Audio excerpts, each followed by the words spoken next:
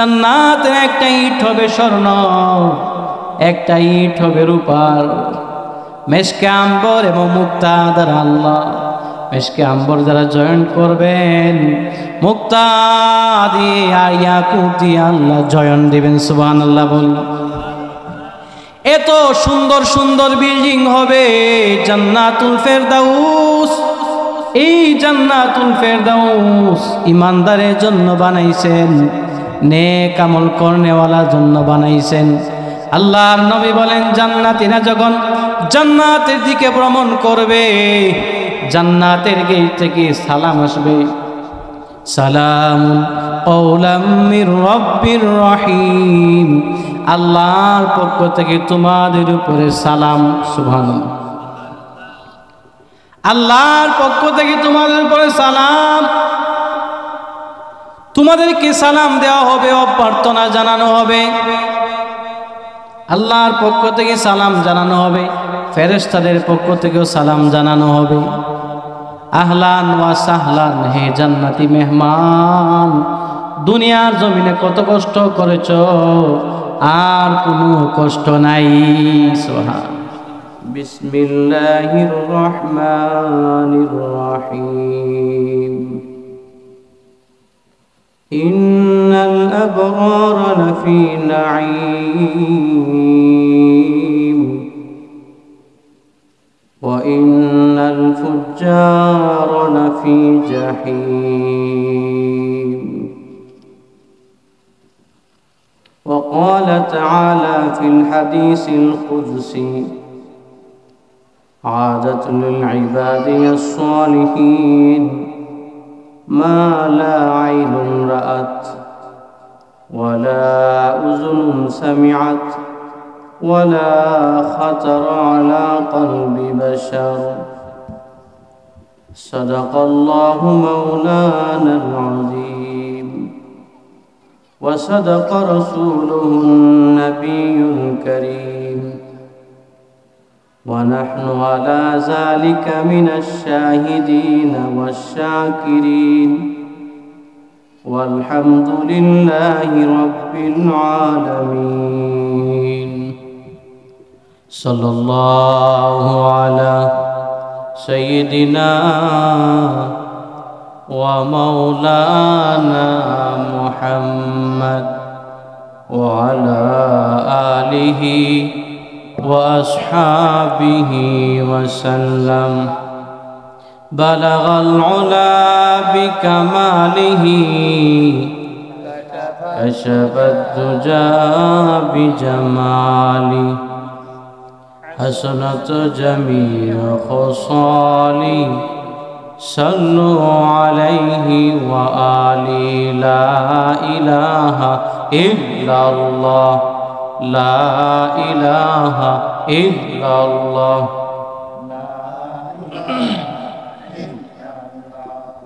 لا إله إلا الله لا إله إلا الله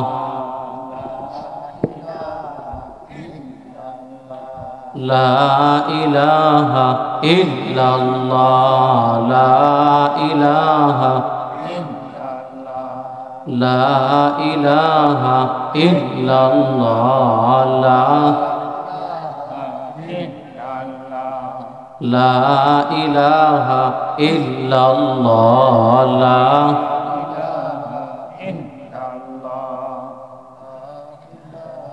لا إله إلا الله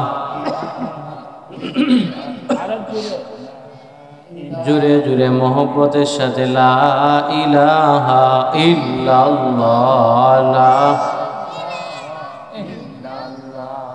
লা ইলাহা ইল্লাল্লাহ লা ইলাহা ইল্লাল্লাহ লা ইলাহা ইল্লাল্লাহু মুহাম্মাদুর রাসূলুল্লাহ সাল্লাল্লাহু আলাইহি ওয়াসাল্লাম।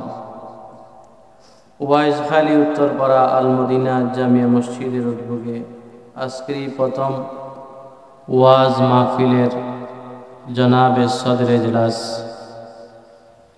মুআজ্জাজ মুকররম উলামায়ে কেরাম, বুজুর্গানে আজম, মুরব্বী বাবারা, যুবক ভাইরা, বাড়িঘরে বসে বসে মাইকের আওয়াজ শুনতে পাচ্ছেন, পর্দার আড়ালের মা ও বোনেরা, মহান রব্বুল আলামিনের দরবারে শুকর, যিনি আমাকে আপনাকে দয়া করে, মায়া করে, ভালোবেসে, মহব্বত করে রহমতি বরকতি জান্নাতের টুকরা বাগানে আসার এবং বসার তৌফিক দান করেছে। আসুন আওয়াজটাকে উঁচু করে আল্লাহর শিখানো কালেমা, আল্লাহর শুকরিয়া আদায় করার জন্য শুকরিয়া আদায় করে নিই। আলহামদুলিল্লাহ। মানুষ তো আগে একটু বেশি ছিল, এখন থেকে কমে গেছে। এই জায়গায় আসলে লাভ না লস? আরো জোরে বলেন। হাদিস শরীফের মধ্যে আসছেন, আল্লাহ নবী ইরশাদ ফরমান, যেই জায়গার মধ্যে জিকিরের আলোচনা হয়, আল্লাহ এবং আল্লাহর রসুলের আলোচনা করা হয়, ওই জায়গার মধ্যে আল্লাহর রহমত নাজিল হইতে। এই জায়গাতে আসলে লাভ না লস? বাকি যারা আছেন এখনো হাঁটাহুটি করতেছেন, মেহরবানি করে প্যান্ডেলের ভিতরে চলে আসেন। উলামায়ে কেরাম দিন থেকে বয়ান করতেছেন, আরো আমার পরে করবেন। গুরুত্বপূর্ণ আলোচনা হয়েছে, আরো হবে। আমি এই সমস্ত উলামায়ে কেরামের সামনে সবক শোনানোর মতো কিছু কথা বলব। ইলম নাই, আমল নাই, শুধু মুরব্বীদের দোয়া নেওয়ার উদ্দেশ্যে। কারণ এই জায়গার আনাচে কানাচে হযরত শাইখে কাতিয়া রাহমাতুল্লাহ আলাইহি পা পড়েছে। এই সমস্ত উলামায়ে কেরামের চেহারা দেখলে দাদা জানের কথা মনে হয়। যাদের এই মেহনতের কারণে আমরা দুই চারটি কথা বলতে পারি, মসজিদ মাদ্রাসা নিয়ে আসি। এই সমস্ত বুজুর্গানে কেরাম, হযরত গাজী নগরী সাহেব রহমতুল্লাহ আলাইহি, শাইখে কাতিয়া রহমতুল্লাহ আলাইহি, এরা এই সমস্ত এলাকার মধ্যে কষ্ট করে গেছে, যা কষ্ট সীমা নাই। এখন তো আমরা গাড়িতে আসি, আরামে আসি, হুন্ডার দিয়ে আসি, বিভিন্ন এসির রুমে বসে আসি, এসির গাড়ি ব্যবহার করি। কিন্তু ওই সমস্ত তারা হাইটে ঘোড়া দিয়া সফর করছে। এই সমস্ত বুজুর্গানে কেরামের কষ্টের ফসল এগুলো দ্বীনি প্রতিষ্ঠান, মসজিদ মাদ্রাসা। মেরে ভাইও, আমি আপনাদের খেদমতে কোরআনে কারীমের সূরা ইনফিতারের দুইখানি আয়াতে কারিমা তেলাওয়াত করছি। এই আয়াতের মধ্যে আল্লাহ রাব্বুল আলামিন নেককার, এদের গুণ, এদের পুরস্কারের কথা আলোচনা করছে। নেক আমল যারা করবে না, বদ আমল যারা করে, তাদের ক্ষতির আলোচনা করেছে। মুমিন, মুসলমান নেককার, ঈমানওয়ালা নেককার। ঈমান তিন জিনিসের সমষ্টির নাম হয় ঈমান। কয় জিনিসের সমষ্টির নাম? এই তিন মুখে মুখে স্বীকার করার নাম ঈমান। মুখে মুখে কলিমা স্বীকার করলাম, অন্তরে বিশ্বাস করতে, কাজের দ্বারা দেখায় দিতে। শুধু মুখে স্বীকার করলাম, অন্তরে বিশ্বাস করলাম না, আমল করে দেখায় দিলাম না, তার নাম কিন্তু ঈমান। তিন জিনিসের সমষ্টির নাম ঈমানদার হয়ে যায়। কয় জিনিসের? ঈমানদারের দাম আছে না নাই? আরো জোরে বলেন। ঈমানদারের দাম আছে। ঈমানওয়ালা এমন ভাবে হুঙ্কার দিয়েছে, এই হুঙ্কারের আওয়াজের স্পিডের কারণে দেশের পর দেশ ফতে হয়েছে, বিজয় হয়েছে। সুবহানাল্লাহ। এই কথা বিশ্বাস হয় আপনাদের? আরো জোরে বলেন। সাহাবায়ে কেরাম নবীর যুগে যখন বর্বরতা ছিল, জাহিলিয়াতের যুগে ছিল, আল্লাহর নবী যখন 40 বছর একদিন আল্লাহর নবীর বয়স হইল, আল্লাহ তাআলা নবুয়তের মালা পরায় দিয়েছেন। সুবহান। আল্লাহর নবী বিশ্ব নবী, রহমতের নবী, বরকতের ছবি। নবুয়ত পাওয়ার পর মানুষকে দাঁড়ে দাঁড়ে দাওয়াত দেন। কাফেররা, বড় বড় টাট্টা কাফেররা ক্রিটিসাইজ করে নবীর এই দাওয়াতকে নিয়া, কিন্তু একবারে গরিব, একেবারে গরিব, একেবারে গরিব, অসহায়, দিন আনে দিন খায়। তার যখন ঈমানের আল্লাহর নবীর দাওয়াত যখন তাদের কানে পৌঁছল, তারা সঙ্গে সঙ্গে বিশেষ করে আবু বকর সিদ্দিককে গিয়া বললেন, তুমি আমার ছোট্টবেলার বন্ধু, আমার খেলার সাথী, আল্লাহ আমাকে নবুয়তের মালা পরায়া দিয়েছেন। আবু বকর রাদিয়াল্লাহু তাআলা সঙ্গে সঙ্গেই মুসলমান হয়ে গেছে। কিন্তু বড় বড় যারা ঠাট্টা কাফের আর কি জিজ্ঞেস করে নবীকে, পাগল কি জানে লইছে মানায়া কোরআন। কোরআন কি কোনো মানানো কিতাব না আল্লাহ প্রদত্ত কিতাব? বাল হুয়া কুরআনুম মাজিদ ফি লাওহিম মাহফুজ।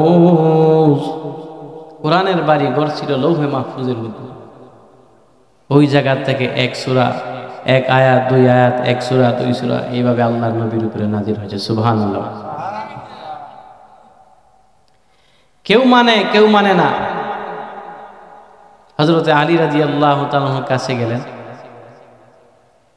আল্লাহ নবী চাচাতো ভাই, সঙ্গে সঙ্গেই নবীর দাওয়াত গ্রহণ করে নিয়েছে। সুবহানাল্লাহ। হযরতে খাদিজাতুল কুবরা আল্লাহর নবীর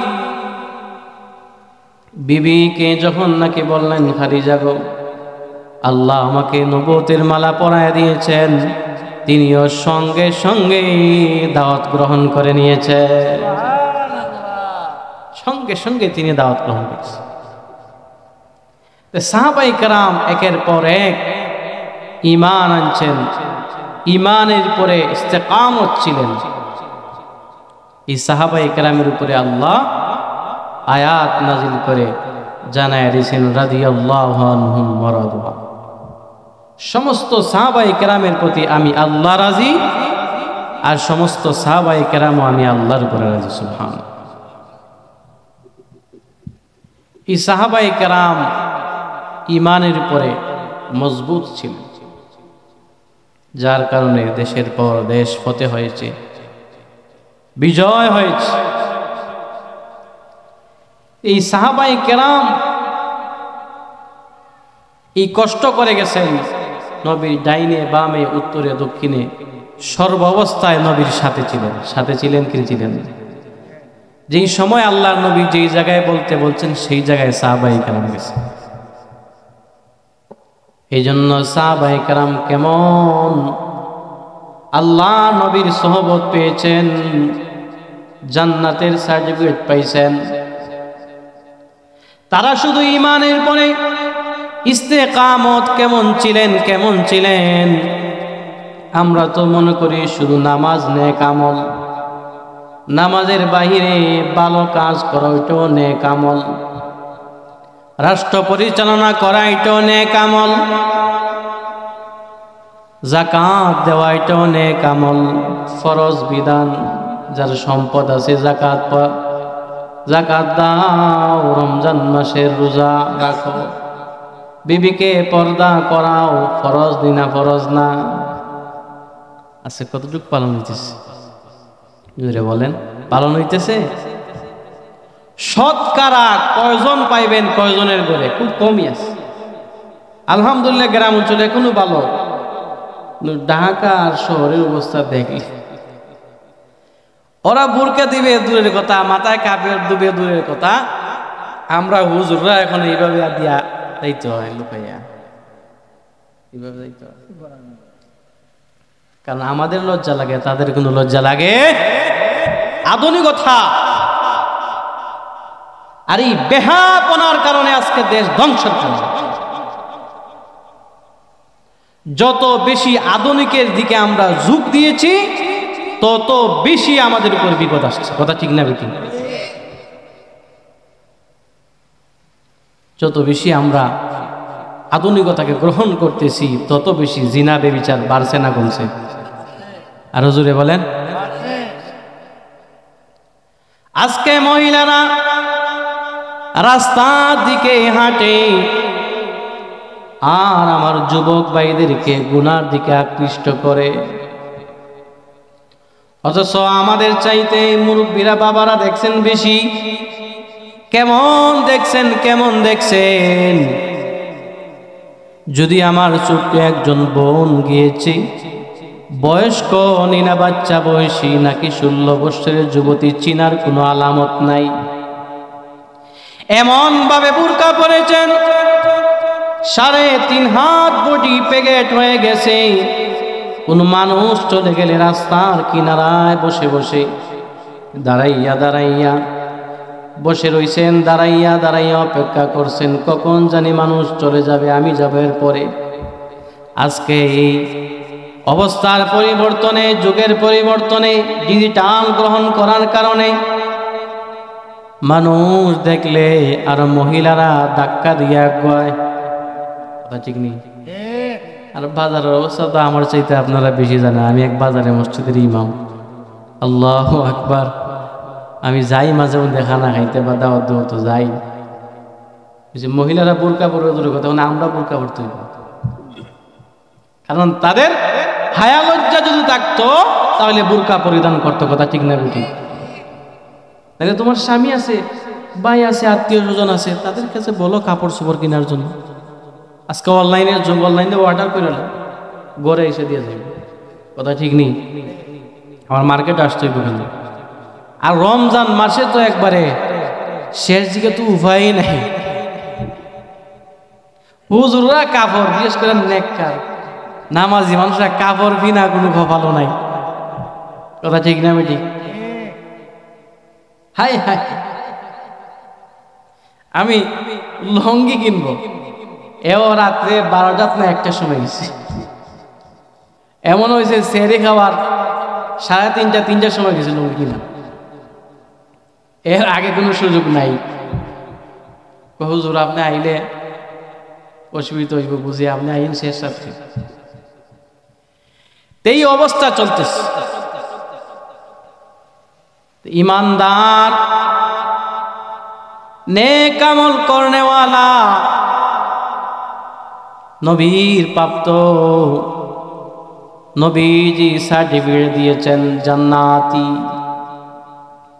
হযরত ওমর রাদিয়াল্লাহু তাআলা আনহু শুধু নেক আমল না, মানুষের প্রয়োজন মেটানোর জন্য দাঁড়ে দাঁড়ে গিয়ে মানুষের খেদমত করতেন। সুবহানাল্লাহ। একদিন উনি তো ওনার অভ্যাস ছিল, উনি যখন রাষ্ট্রপ্রধান ছিলেন দাঁড়ে দাঁড়ে গিয়া, বিশেষ করে রাত্রেবেলা উনি ঘরের আনাচে কানাচে বাড়ি ঘরের পিছনে বাহিরে খবর নিতেন, কোনো মহিলা কোনো পুরুষ কোনো মানুষের কোনো সমস্যা আছে। সুবহানাল্লাহ। রাষ্ট্রপ্রধান, আর আমাদের রাষ্ট্রপ্রধান হইলে কি অবস্থা ভাই! হায় হায়, বেটারে মাথায় বিন্দুরের কথা, বেটার পিএস এর লগে দেখা করা যায় না, বেটার ভাওয়ারে যাও কিন্তু আমার টাইম কটা বাজে, স্যারের টাইম কি ওনার টাইম বলতেছে, আমার টাইম কটার সময় দেখা হয়। আর আইসে কিন্তু স্যারের সাথে দেখা করার লাগে, কিন্তু এ বেটার সাথে সাক্ষাৎ করলো কেন? এর অপরাধে আর 3টা লাড়ি মারে, কথা ঠিক নেই। হায় হায়, এই অবস্থা। অথচ নবীজির আদর্শ ছিল গ্রামের মেম্বার থেকে নিয়ে রাষ্ট্রপ্রধান পর্যন্ত মানুষের খোঁজ খবর নেওয়া, কথা ঠিক না? আজকে রেল স্টেশনে কেন মানুষ থাকবে? রাস্তায় কেন মানুষ থাকবে? দায়িত্ব ছিল না মানুষ রাষ্ট্রপ্রধানের বা মেম্বার থেকে নিয়ে সংসদ ভবন, এমপি মন্ত্রী পর্যন্ত কয়জন আছে? আল্লাহ এগুলো দেখতেছেন না দেখতেছেন না? কে কতটুকু করতেছে আল্লাহ দেখেননি না দেখেন? আর নির্বাচনের আগে তো ভাই নেই, আয় কত হুজুর বিয়াদই মাফ করেন, ফিট মোনার হুঙ্গা সুমা। এক বেটার বাপ মরে গেছে, বাপ নাই, একটা জায়গা মেম্বার সাহেব উঁচু জায়গা পাইছে, এই জায়গাতে জিয়ারত করা আরম্ভ করে দিছে। গেছে গিয়া ভালো আছে নি? বাতিজা একটু আগে তোমার আব্বার কবর জিয়ারত করো। আমার আব্বা তো করে ভাত খায়। না উষা একটা জায়গা দেখলাম কবরস্থানের মতো, আরে করে ভাত খায়।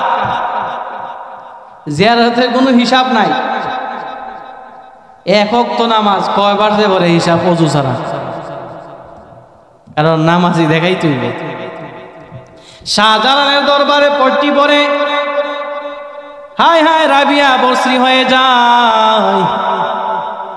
জনগণের সেবা করার নামে কত ধোঁকাবাজি করে।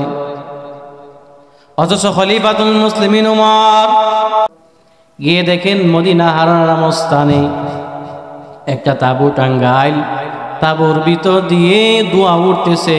খাদেমকে বললেন, কিরে খাদেম, এত দোয়া উঠতেছে লাগতেছে, এই ঘরের মধ্যে কে জানি কিছু করতেছে। পাতলার মধ্যে মনে হয় পাতিলের মধ্যে খাবার দাবার রেডি করতেছে। আমার মনে হয় এখানের বাসিন্দা না, রাত্র হয়ে যাওয়ার কারণে মদিনায় প্রবেশ করতে পারতেছে না, মনে হয় কোন মুসাফির হবে। চলো কোনো সমস্যা থাকলে তার সমস্যার সমাধান করে নিব। কোন সমস্যা থাকলে তার সমাধান করব, চলো যাই। গেলেন, গিয়ে দেখেন 2-3টা বাচ্চা মহিলাকে সামনে পিছনে বসা মহিলার কাছে, আর চোখের পানি ছেড়ে ছেড়ে কাঁদতেছে। আর ডেস্কির মধ্যে পানি পানি ডেগের মধ্যে, ওটার মধ্যে জাল দিতেছে মহিলাটা। হযরত উমর রাদিয়াল্লাহু তাআলা আনহু সালাম দিয়ে কাছে আসার পারমিশন চাইলেন, অনুমতি চাইলেন। মা আমি কি আসতে পারবো? বলে হ বাবা আসো। মা গো, খালি পাত্রের মধ্যে আপনি কেন আগুন জ্বালাইতেছেন? আর এই বাচ্চারা কারা? এরা যে কাঁদতেছে চিনতে পারলাম না, কিসের জন্য কাঁদতেছে? আর আপনি খালি পাত্রের মধ্যে আগুন জ্বালাইতেছেন, কেকের মধ্যে তো খাবারের কোনো ব্যবস্থা নাই। মা বলতেছেন, এই যুবক শোন, আল্লাহর কাঠ বলে আমি খলিফার ব্যাপারে নালিশ করব। আজকে যে বাচ্চা দেখতেছ 3 দিন হয় এদের পেটের মধ্যে কোনো খাবার যায় না। যুবক শুন শুন, এই যে আমাদের খলিফা হয়েছে উমর, আমাদের রাষ্ট্রপ্রধান হয়েছে, আজকে 3 দিন হয়ে গেল আমাদের কোনো খবর নিল না। উনি বললেন, মা খলিফা আপনার খবর কিভাবে নিব? সে তো জানেই না।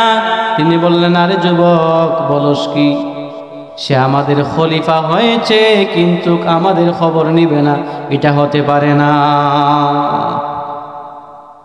খলিফা হয়েছে অবশ্যই শরীফ।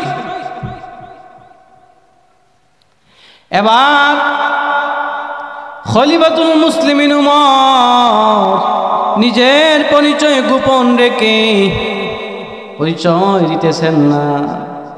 উনি বললেন, খাদেম রে চল, গিয়ে দৌড়াইয়া দৌড়াইয়া বাইতুল মাল থেকে খাবার দাবার ভর্তি করে নিলেন। খাবার দাবার ভর্তি করে বস্তা একবারে প্যাকেট করে বললেন, খাদেম রে আমার মাথায় দে। খাদেম বললে, যাবো না, আমি থাকতে আপনার মাথায় দিতে পারবো না। খলিফাতুল মুসলিমিন উমর বললেন, না, আমার মাথায় দে। সে বলল, না, যাবো না, আপনার মাথায় দিতে পারবো না। বলে, আরে বেটা, হাসরের ময়দানে আমার গুনার বোঝা কি তুমি মাথায় নিবানি? শেষ পর্যায়ে সে বাধ্য হইয়া খলিফাতুল মুসলিমিন উমরের মাথায় দিল। নিজের মাথা করে বুড়ির করে গেলেন, নিজে মাথা করে নিয়ে দৌড়াইতে দৌড়াইতে নিজের হাত দ্বারা রুটিগুলা তৈরি করে দিলেন। নিজের হাতে আগুন ধরাইলেন, রুটি বানানো আরম্ভ করে দিলেন। খলিফাতুল মুসলিমিন উমর কিন্তু নিজের হাতে রুটি বানাইয়া এবার বাচ্চাদেরকে নিজের হাতে খাওয়াইতে লাগলেন। আর বাচ্চারা আনন্দের সাথে খাইতেছে। আর বললেন, মা, এই অবশিষ্ট খাবার আপনি খেয়ে নিয়েন। মা গো, ওই যে খলিফা উমরের সাথে যদি কখনো আপনার সাক্ষাৎ হয়, ওই জায়গায় গেলে আপনি আমারে পাবেন। সুবহান। আর আমরা একটা খোলা দিতাম, কলা, কলা চিনেননি? শোনা যেমন চিনেন না? কলা, একটা খোলা দিতাম, তিনজনে আমরা দড়ি ছবি তোলার লেগে। কথা ঠিক না বেটি? ধরি না? অথচ খলিফাতুল মুসলিমিন উমর উনার পরিচয় গোপন রাখতেছেন। বলছেন, মা, ওই জায়গায় গেলে আমাকে পাইবা। এবার বিদায় নিয়ে রওনা হইলেন। রওনা হইয়া ঘর থেকে বাইর হইলেন। বাইর হইয়া 2-4 কদম সামনে বাড়লেন। হঠাৎ করে তিনি থেমে গেলেন, বসে গেলেন। বৈশা কিছুক্ষণ বৈশা মুস্কি হেসে আবার দাঁড়াইয়া রইলেন। দাঁড়াইয়া রওনা হইল খলিফাতুল মুসলিমিন উমর। খাদেম বলল, যাবো না, আপনি বিদায় নিয়া 2-4 কদম সামনে বাড়ে বৈশা আবার মুস্কি এসে আবার আপনি উঠে দাঁড়াইয়া গেলেন, রওনা হয়ে গেলেন। আপনি বসলেন কেন বুঝতে পারলাম না। হযরত উমর রাদিয়াল্লাহু তাআলা আনহু বললেন, হে খাদেম গোলাম, শুন, যখন আমি প্রথম আসলাম আইসা দেখলাম বাচ্চাগুলোর চেহারার মধ্যে কান্না, টপ টপ করে পানি পড়ে। আমি যখন খাবার খাওয়াইলাম তারা খুশি হয়ে গেল। আমার মন চায় তাদেরকে খুশি অবস্থায় তাদেরকে দেখে যায়। এই যে খাবার খাইয়া খেলাধুলা মগ্ন হইল, আমার মন চায় তাদেরকে একটু খুশি অবস্থায় একটু দেখে যায়। সুবহানাল্লাহ বলেন। এই নবীর জান্নাতের সার্টিফিকেট প্রাপ্ত হযরত ওমর রাদিয়াল্লাহু তাআলা রাষ্ট্রপ্রধান হয়েও মানুষের খেদমত করছেন না করছেন না? আল্লাহর নবী বলেন, ন্যায় বিচারক যারা একবারে নিচের পর্যায়ে বিচারক থেকে নিয়ে সংসদ ভবন পর্যন্ত যত ধরনের উপরে যেতে পারে, যারা ন্যায় নিশ্চয়তার সাথে বিচার করবে, তাদেরকে আল্লাহ রব্বুল আলামিন হাসরের ময়দানে আরশের ছায়ার নিচে জায়গা দিবেন। কিসের ছায়ার তলে? আরশের ছায়ার তলে আল্লাহ জায়গা দিবেন। কিন্তু কয়জন আছে ন্যায় বিচার করে? এই বাইরে 500 টাকা দিলে ওনার কথা কয়, এই বাইরে 500 টাকা দিলে ওনার কথা কয়। বাদে যে তোমার লোকই আছে চিন্তা নাই, এখানে গেল বাদে তোমার লোকই আছে। দুইজনের মধ্যে ঝগড়া লাগাই দেয়, অনেক টাকা খাইয়া দেয়। কথা ঠিক না বেটি? আসুন আমি আয়াত তেলাওয়াত করছিলাম। আল্লাহ বলেন, ইন্নাল আবরারা লাফি নাঈম, ওয়া ইন্নাল ফুজ্জারা লাফি জাহিম। নেককাররা জান্নাতে যাবে, বদকাররা জাহান্নামে যাবে। নেককার কারা, বদকার কারা? নেককার যারা আল্লাহর হুকুম মানে, বিশ্ব নবী রহমতের নবীর তরিকা অনুযায়ী চলে। কথা ঠিক নেই? আল্লাহর হুকুম মানে, নবীর তরিকা অনুযায়ী চলে, তারা নেককার। বদকার কারা? আল্লাহর হুকুম মানে না, নবীর তরিকা অনুযায়ী চলে না, তারা হলো বদকার। তবে ঈমান আনার কারণে আল্লাহ রব্বুল আলামিন তাকেও কিছুদিন পর শাস্তি ভোগ করার পরে আল্লাহর তৈরি জান্নাতের মেহমান বানাইবেন। আর কাফের কুফার যারা আছে তারা চিরস্থায়ী জাহান্নামী, এর মধ্যে কোনো সন্দেহ। জান্নাতে যারা যাবে এরা নেককার, ঈমানদার। কথা ঠিক না বেঠিক? এই জান্নাতে যাব, এই জান্নাত আল্লাহ ঈমানদারের জন্য বানাইছেন, কাফের কুফারের জন্য আল্লাহ বানান নাই। এই জান্নাত কেমন সুন্দর! মা লা আইনুন রাআত ওয়ালা উযুনুন সামিআত ওয়ালা খাতারা আলা কলবি বাশার। দুনিয়ার কোনো চক্ষু নাই, দুনিয়ায় কোনো কান নাই, দুনিয়ার কোনো কলব নাই। জান্নাত সম্পর্ক দেখা, জান্নাতের সম্পর্কে ধারণা করা বা শোনা। আল্লাহ তাআলা এত সুন্দর জান্নাত বানাইছেন নেক আমল ঈমানদারের জন্য। ঈমান এবং নেক আমল যার ভিতরে আছে তারা আল্লাহর তৈরি জান্নাতের মেহমান হয়ে যাবে। ইন্নাল্লাযীনা আমানু ওয়া আমিলুস সালিহাত কানাত লাহুম জান্নাতুল ফিরদাউসি নুজুলা।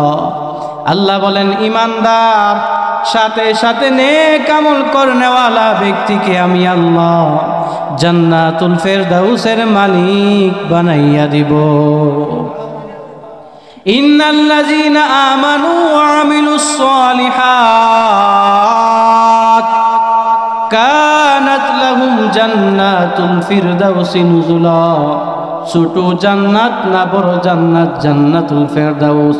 যেই জান্নাতের উপরে আর কোনো, ফেরদাউস জান্নাত থেকে আল্লাহ রব্বুল আলামিন শাখা পোশাকা নিয়েছেন। জান্নাতুল ফেরদাউস কেমন? জান্নাতুল ফেরদাউসের বর্ণনা করে আমি শেষ করতে পারবো না। এত বড় জান্নাত হবে, জান্নাতের শুরু আছে, শেষ নাই।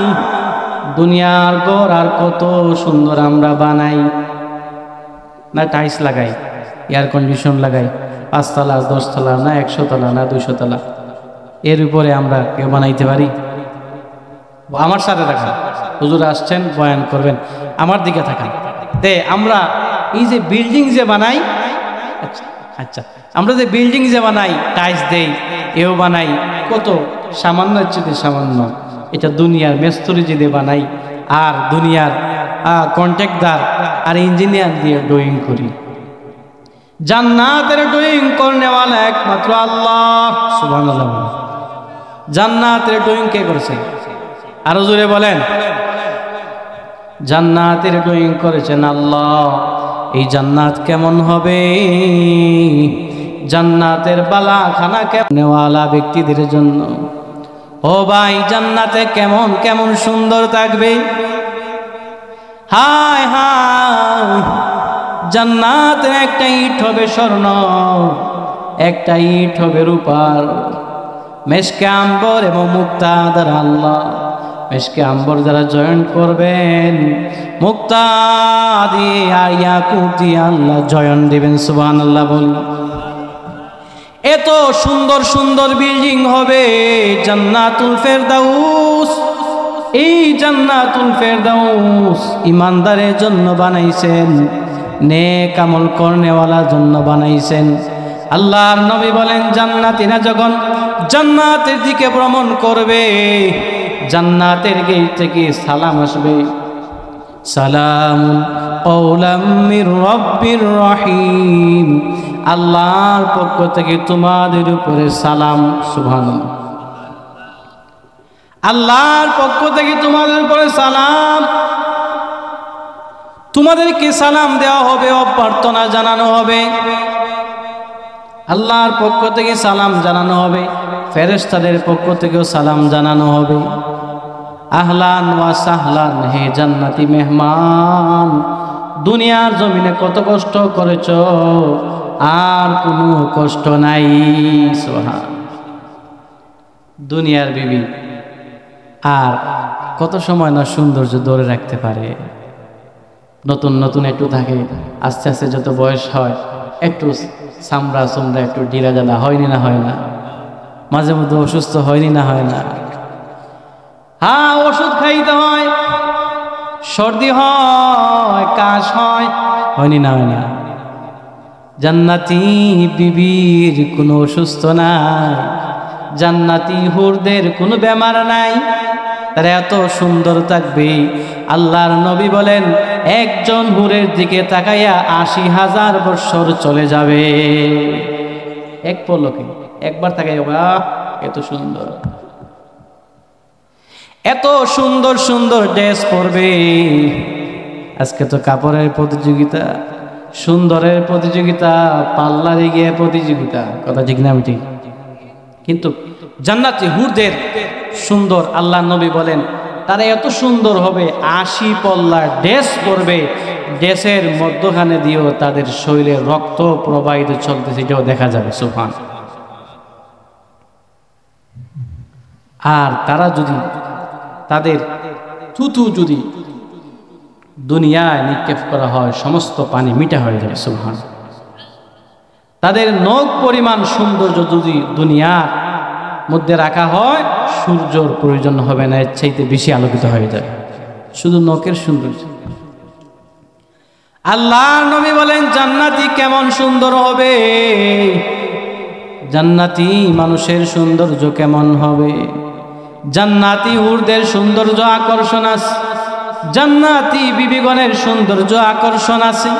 কেমন আকর্ষণ? জান্নাতি বিবি হুরদন যে সর্বনিম্ন আল্লাহ পাক রব্বুল আলামিন ঈমানদারকে জাহান্নাম থেকে বের করে জান্নাতে দিবেন, এই ব্যক্তিকে আল্লাহ পাক রব্বুল আলামিন 10টা দুনিয়ার সমান জান্নাতের মালিক বানায়া দিবে।